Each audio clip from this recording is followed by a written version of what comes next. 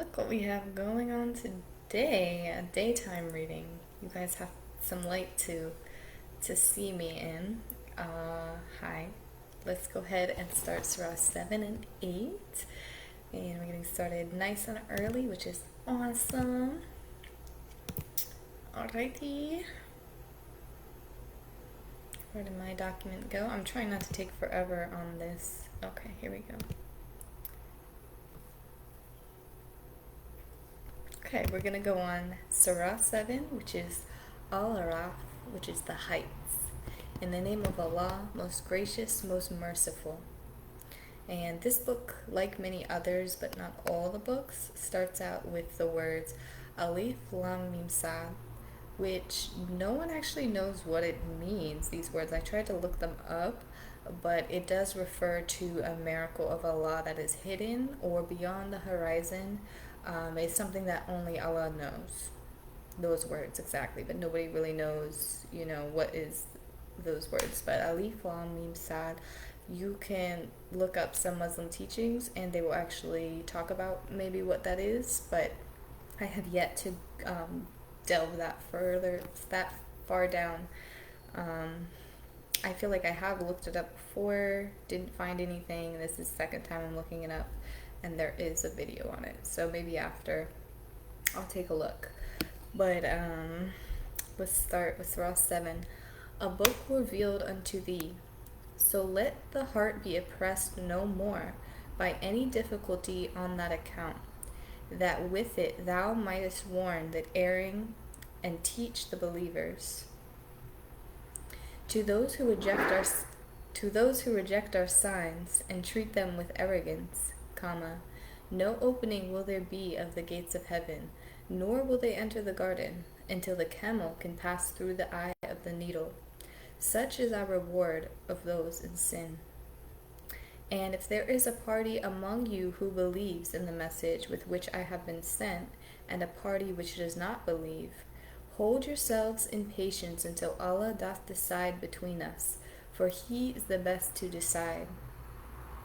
Whenever we sent a prophet to a town, we took up its people and suffering and adversity. Took up its people, I think it should say in here. In suffering and adversity. This is the voice, I don't know, what is it called? Voice writing?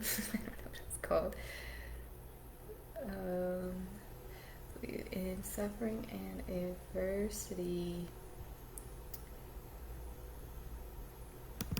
Sorry, I'm going to try to do this minimally today. I know it was a little irritating last time. Keep having to edit, but I appreciate those who listen and stick through the whole thing. It really means a lot. It's really very important. Anyways, we took up its people in suffering and adversity in order that they may learn humility.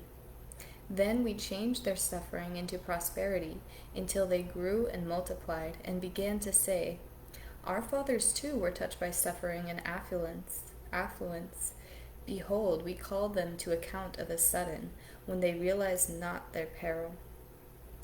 Did the people of the towns feel secure against the coming of our wrath by night while they were asleep? We punished the people of Pharaoh with years of drought and shortness of crops, that they might receive admonition.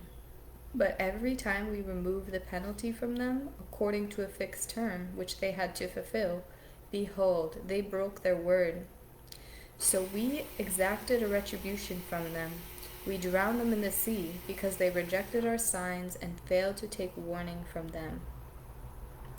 When some of them said, why do you preach to a people whom Allah will destroy or visit with a terrible punishment? Said the preachers, to discharge our duty to the Lord, and perchance they may fear Him. Of those we have created are people who direct others with truth and dispense justice therewith. Do they not reflect? Their companion is not seized with madness, but he is a perspicuous warner. Say, I have no power over any good or harm to myself, except as Allah wills. If I had knowledge of the unseen, I should have multiplied all the good, and no evil should have touched me. But I am a warner and a bringer of glad tidings to those who have faith. When the Qur'an is read, listen to it with attention, and hold your peace that you may receive mercy. And do thou, O reader, bring thy Lord to remembrance in thy very soul, with humility and in reverence, without loudness in words, in the mornings and evenings, and be not thou of those who are unheedful. And that's probably why it's called, why it has that transcription about the unseen or what have you, because that's mentioned a lot. As a prophet, you don't really have knowledge of all that is really unseen. Like, there might be knowledge that comes down that other people do not know or are aware of, but you really don't have knowledge of every piece of the puzzle. So if somebody did have that knowledge, they would be therefore God, Allah. So that part is clear there. Surah 8, which is Al-Anfal, which is the spoils of war. In the name of Allah, most gracious, most merciful, who establish regular prayer and spend freely out of the gifts we have given for them for subsistence. Such in truth are the believers, that they have grades of dignity with their Lord, and forgiveness, and a generous sustenance. O ye who believe, when ye meet the unbelievers in a hostile array, never turn your backs to them. O ye who believe, obey Allah and His Prophet, and turn not away from them when ye hear them speak. Nor be like those who say, we hear, but listen not. Remember how the unbelievers plotted against thee, to keep thee in bonds, or slay thee, or get thee out of thy home. They plot and plan, and Allah too plans, but the best of planners is Allah.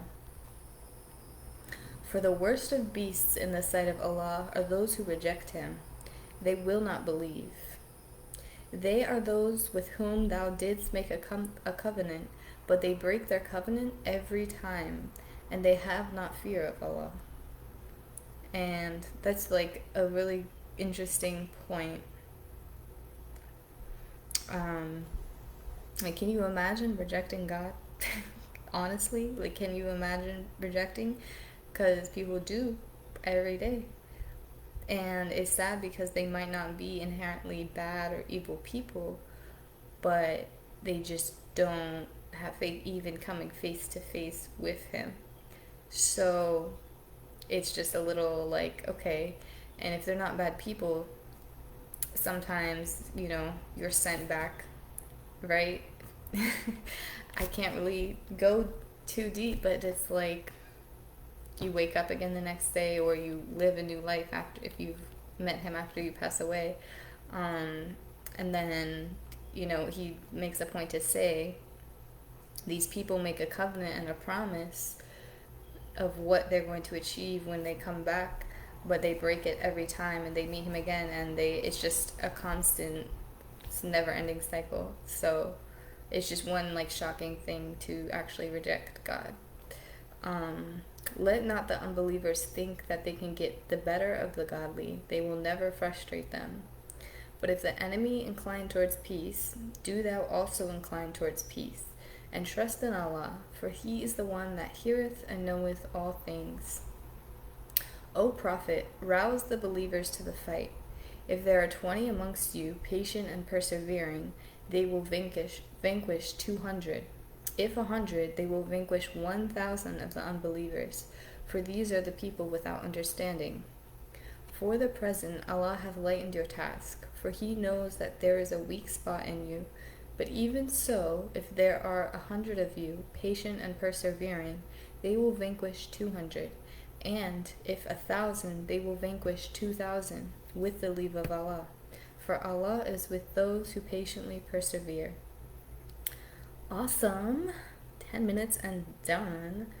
On that note, I'm going to take a little break, and I read actually a lot, and I will transcribe some more and put that up today. I was going to take a break and eat some brunch after this, but I'm not even hungry yet, which is so shocking since I go to bed like late, right? And I'm hungry. I want to snack. I want to eat. And then I go to bed and wake up the next day and I'm really not hungry for the entire day. But then come nighttime, I will start to get a little hungry. So I have some awesome smoked salmon and some vino and some delicious things that I'm going to snack on for Step Mommy's Day. But I'm excited to just relax later. But I really do want to get through what I have to do. I'm behind, but it's really here nor there. At least I'm getting the message across that needs to be across for the day. But love you all. Thank you all for watching, and I will catch you very shortly. Bye bye.